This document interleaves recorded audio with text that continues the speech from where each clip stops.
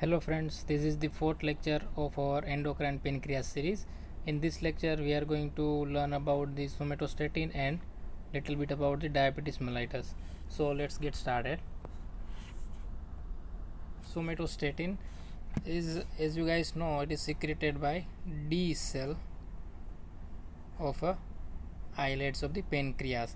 It is basically the polypeptide and it is a 14 amino acid sequence. Its half-life is very short, it is about 3 minutes, and almost everything, all the factors related to the food intake, ingestion of the food, it will stimulate the somatostatin secretion. That factor includes increased blood glucose level, increased amino acid, increased fatty acid level, and increase all the gastrointestinal hormone, that is increase in response to the food intake. Now, as far as the action of the somatostatin is concerned, its effect is basically the inhibitory. It has a multiple inhibitory action, and that inhibitory action is basically divided into three inhibitory action. The first one, it is the local one. It acts locally within the islets of the Langerhans, and it will decrease the secretion of the both insulin as well as glucagon. Second inhibitory action, it will perform in the motility of the GI tract. It decreases the motility of the stomach, duodenum, and the gallbladder. And the third inhibitory action is over the secretion and absorption of the GIT. It decreases both secretion as well as absorption of the gastrointestinal tract. Now let me give you one more thing about the somatostatin. This somatostatin is the same chemical substance as GHIH, growth hormone inhibitory hormone, which is secreted in the hypothalamus, and it suppresses the growth hormone secretion. Now you guys might be wondering that somatostatin, why it inhibit all the action, all this motility, it increase decrease secretion, absorption, it decrease the secretion of the insulin, glucagon. Why such inhibition?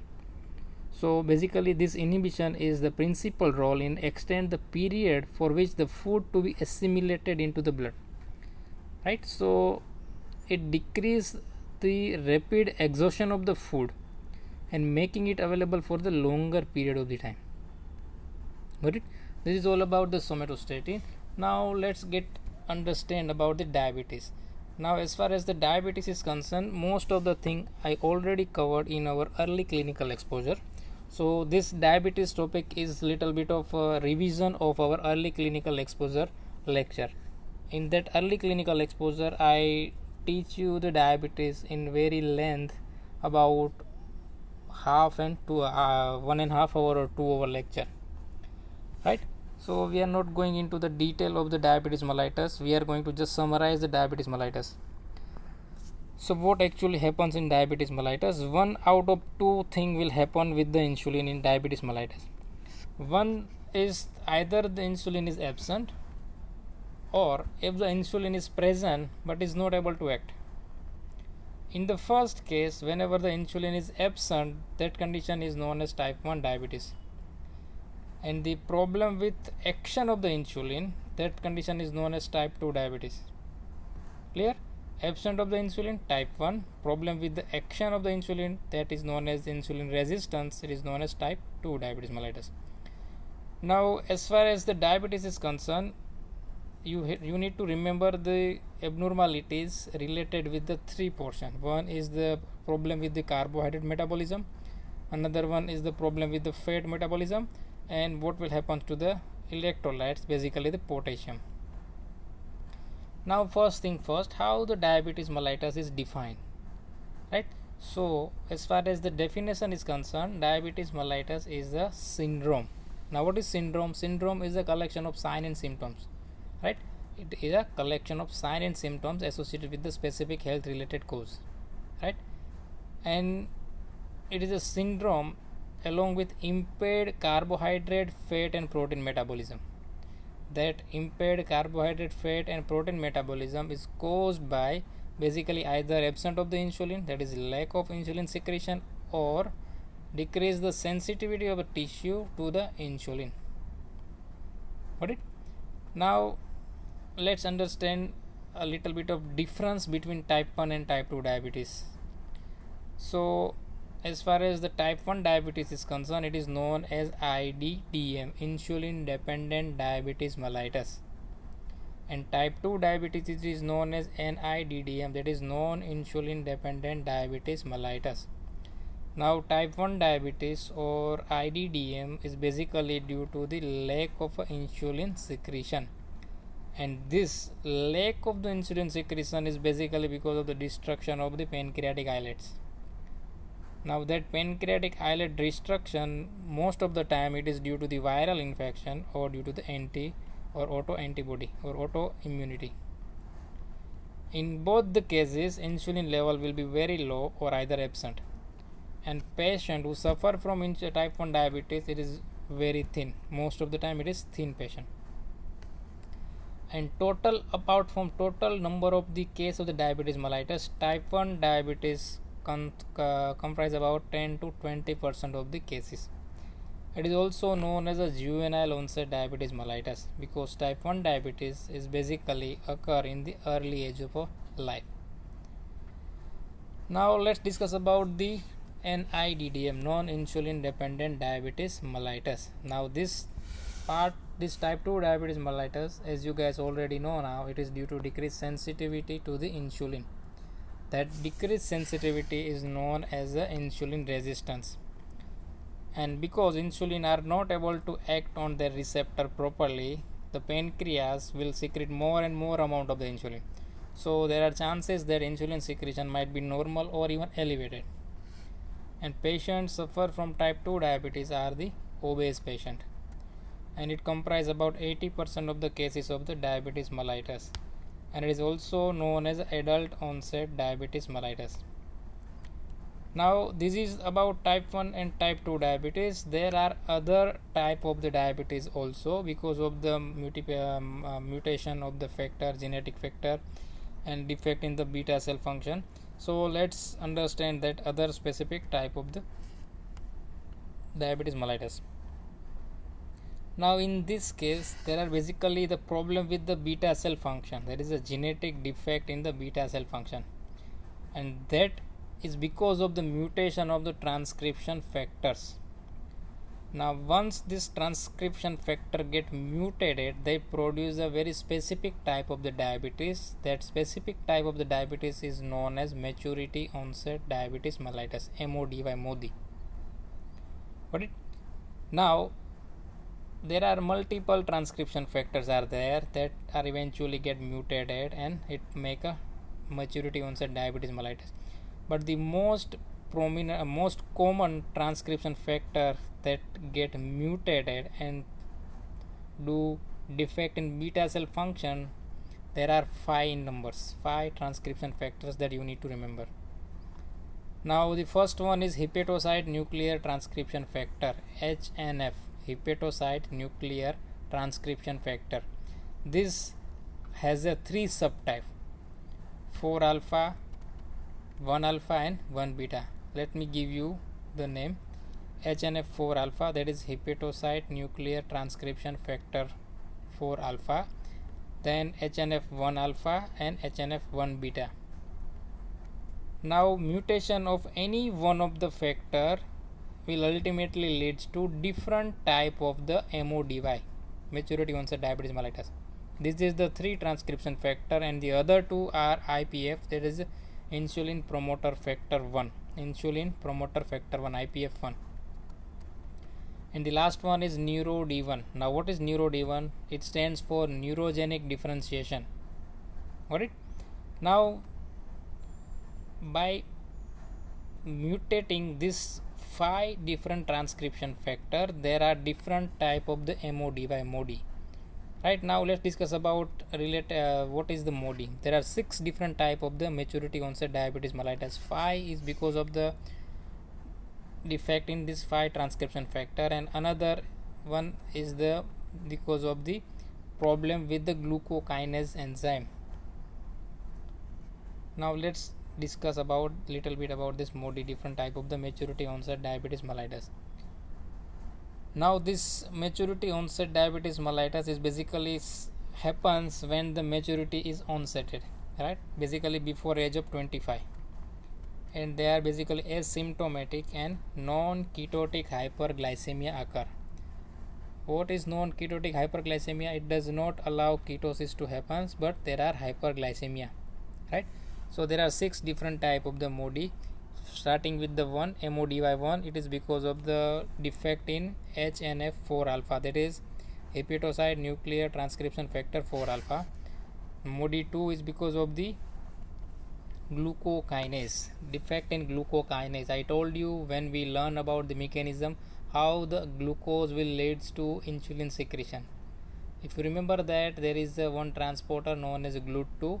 Via GLUT2, glucose will enter inside the beta cell, and this glucose, once it is present inside the beta cell, that glucose is converted into glucose 6-phosphate, or ultimately it leads to formation of the ATP. That conversion will require glucokinase, right?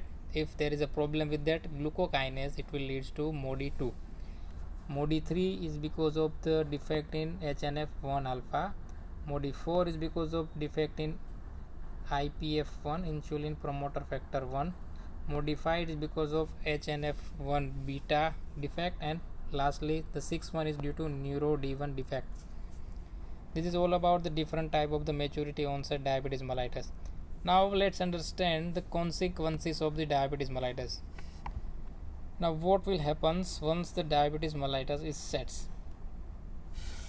Now as far as you know that insulin, the effect of insulin is basically is that, in summarized, it use glucose and store fat, right? In nut and shell, the effect of insulin is like that, it use glucose and it store fat.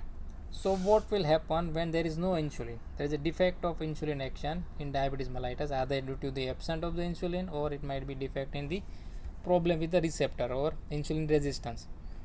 So once there is no insulin, it will leads to the our body cannot use glucose as it should be. So glucose can't be used, right?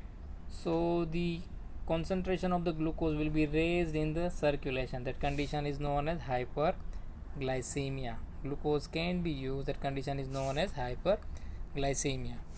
And because of the defect of the insulin, fat cannot be stored in adipose cell. So fat are actually generated, but they are not able to store, right? So lipid can be stored, lipid cannot be stored. That condition is known as hyperlipidemia, more amount of lipid inside the circulation. So ultimately the defect of insulin action, the consequences of diabetes mellitus will be started because of the hyperglycemia and its consequences, and hyperlipidemia and its consequences. Now let's discuss one by one. First, the hyperglycemia and its consequences. What happens when the hyperglycemia will set in? So first, enumerate different consequences of the hyperglycemia, starting with the first, glycosuria. Glycosuria means loss of glucose in the urine. Second one is the polyuria. Now what is polyuria? It is the increased urine output. More amount of urine will be lost. Third one is the cellular dehydration. Fourth one is the polydipsia. There are excessive drinking of the water. And the last one is the polyphagia. And it will, what is the polyphagia? Excessive eating, right? Now let's see how glycosuria and polyuria will occur due to the hyperglycemia. So as far as the insulin deficiency is concerned, once there are no more insulin in the circulation, or insulin are not able to act normally, what will happen? It will reverse all the action of the insulin. So what happen in insulin deficiency? There is decreased glucose uptake. Cell cannot take glucose. Second one, there are more amount of glycogenolysis. Glycogen get lysed more easily. And third one is that there are more amount of new glucose formation, that is gluconeogenesis. So by these three mechanisms, decrease glucose uptake, increase glycogenolysis and increase gluconeogenesis, it ultimately leads to increased blood glucose level. So once the blood glucose level reach to the certain limits, let's say about 300 to 1200 milligram per deciliter, that condition is known as hyperglycemia. So more amount of glucose that is present inside the circulation, so basically more amount of the glucose is filtered inside the kidney, inside the nephron, then it can be reabsorbed, right? So more amount of glucose will be filtered, then it can be reabsorbed, and ultimately the renal threshold will reach. Now what is renal threshold? Renal threshold is the plasma glucose concentration at which glucose first appear in the urine. Got it? Now once the renal threshold is reached, the nephron will no more able to absorb the glucose, and after that limit is reached, that limit is about 180 milligram per deciliter, right? So up to 180 milligram per deciliter glucose is reabsorbed inside the circulation, but when the plasma glucose will be more than 180 milligram per deciliter, then nephron fails to reabsorb that more amount of glucose, that extra amount of glucose, and that extra amount of glucose will ultimately appear in the urine. That condition, that glucose will appear in the urine, is known as glycosuria. Now you know that glucose is osmotically active particle, so lots of glucose, once it filtered but not reabsorbed and lost inside the urine, the tubular fluid, that glucose will drag water along with it, right? That thing is known as osmotic diuresis, because glucose is osmotically active. So more amount of glucose, once it is present inside the urine, it drag more amount of water, and ultimately more amount of water also will be lost. That condition is known as polyuria. So fluid depletion will occur. Now based on this very slide, there is one comment is actually asked 2 times in the Saurashtra University paper, that is insulin deficiency leads to glycosuria. You have to write it down, all the things that we are listed in our earlier slide, right? Insulin deficiency will leads to ultimately increase blood glucose level. That blood glucose level, the more glucose will be filtered, then it can be reabsorbed. If that concentration is more than 180 milligram per deciliter, it appear in the urine, and that condition is known as glycosuria. Now one more comment is asked that urine output is also increased. This is about glycosuria. Another comment is asked 3 times in the Saurashtra University, that is about polyuria. Urine output is increased in diabetes mellitus. Again you need to write it down, all the things that we mentioned in our earlier slide, and till the polyuria. Got it? Now